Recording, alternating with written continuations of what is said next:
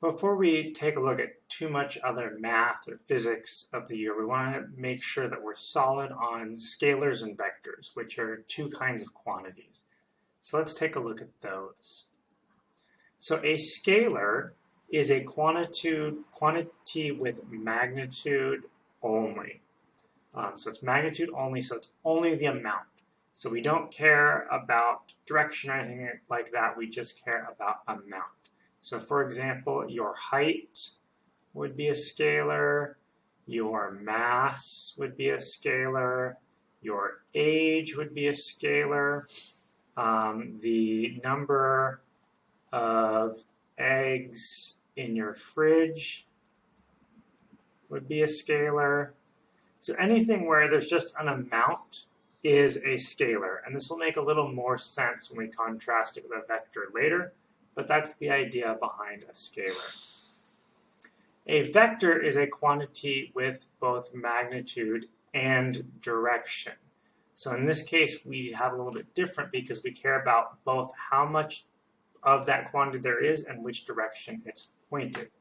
So for example, your velocity, if you're moving, you could be moving to the left, you could be moving to the right, and you'll see those show up differently based on the, those are different numbers. Moving to the left is different than moving to the right, or I guess from the way it looks like for you, moving to the right and moving to the left, but the same idea there. Another example would be displacement.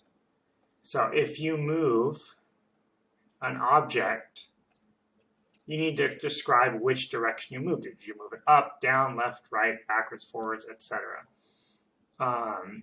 And so those are some examples of vectors that we're going to deal with in a minute here. So because they have magnitude and direction, they can be broken into components. So we got this nice convenient graph here. So imagine I have a vector that's pointed like that. Well, we can talk about that vector having a component or a piece in this x direction, as well as a piece in this y direction. So this top vector that I drew first is made up of these two x and y pieces, or x and y components. And we find those just by doing trigonometry, sines, cosines, tangents to find the sides, because you'll usually be given the magnitude of the vector and its direction in terms of an angle here. We want to add two vectors, we connect them head to tail and draw a line. So for example, the vector A and the vector B, what we do is we draw vector A again, then we draw vector B again, and then we just connect them from the start to the finish. So this bottom one would be A plus B, just like that. And this is the basic idea, but more commonly for physics, we're just going to add the components. So if we go back to our A here, and we go back to a B, which will just be like this, then what we'll do is we'll look at the components in the x and y direction.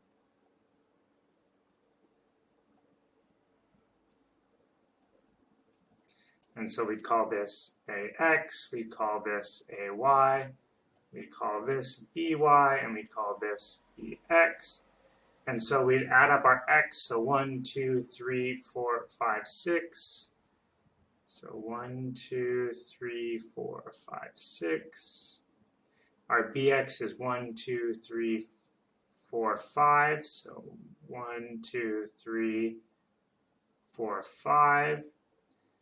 And if I'm not super precise, forgive me on that, but hopefully the idea tracks. Our A in the y direction is 1, 2, 3, 4, 5, 6. So 1, 2, 3, 4, 5, 6.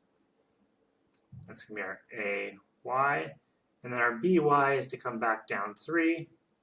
1, 2, 3. And so in a different color here, just to make it clear, our sum would be that. Did I make a mistake somewhere in here? No, it's about the same. I was just sloppy up top. So you see they're both roughly pointed in the same direction, and they kind of combine like so, because these B vectors don't match up quite as much. But that's the idea. More commonly, like I said, we break it into components here. Okay, vector subtraction. You just do the same thing as addition, but you flip the vector and make it -1. There is technically a rule for vector subtraction that is different, but I think it's much easier just to think about flipping it. So we'd have A and -B. And so that would be something roughly like that. A minus B would be upwards like that. And the same thing can be true of components. We just find the components of this new B vector and add them to the A vector the same. Vector and scalar multiplication. If you have a scalar times a vector, so for example, this is my A, and I want to say 5 times A, then you just multiply their magnitudes. So A is already this long, so what would 5 times that be? Just continuing, 5 times up like that. And so then this is basically 5A. So it just makes the vector longer. This is also why a -1 makes sense for flipping it, because you don't change the length, you just change the direction by making it -1 long.